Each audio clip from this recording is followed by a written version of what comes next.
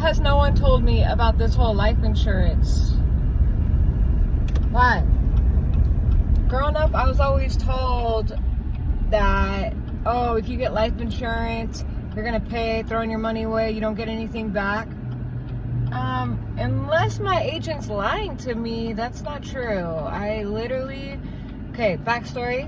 My dad got COVID, went to the hospital. He was a fall risk, needed help getting up.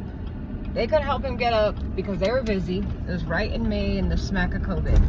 And so he laid in bed for a month until they discharged him and said he could go home. He's diabetic, so his atrophy kicked in real fast and he came home and couldn't walk anymore. We put him on hospice because they said, hey, we can put him on hospice. It'll cover all his medical expenses. It's called palliative care. We were trying to get away from being hospice for death, blah, blah, blah. That happened. They put him on palliative care. He didn't learn how to walk again. It hurt too much. He tried. He couldn't do it. That's a whole nother story. And he ended up going on regular hospice. He was on hospice for a year. So the only thing he had was he was diabetic and then atrophy, couldn't walk, right? So he had a catheter in because he was laying in bed. He couldn't move his legs at all. He couldn't sit up, do any of that. He just could lay in bed and move his arms.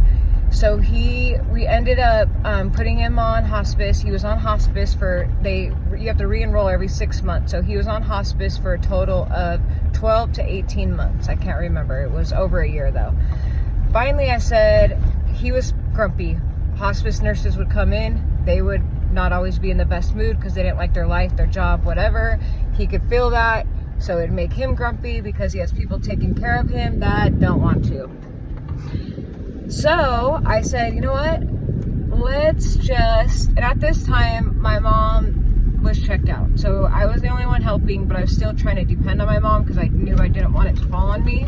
So I was like, you know what?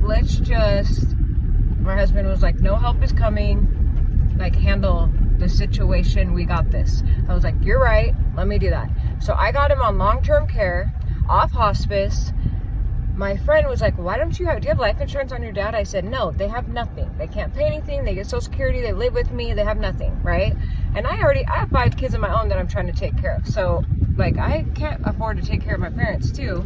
I mean, I can, but it's like, you know, times are slim.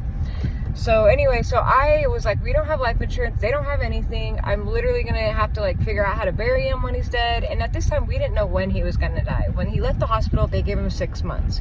So that's what we were thinking. At this point, it's been 2 years and he's still alive, right? And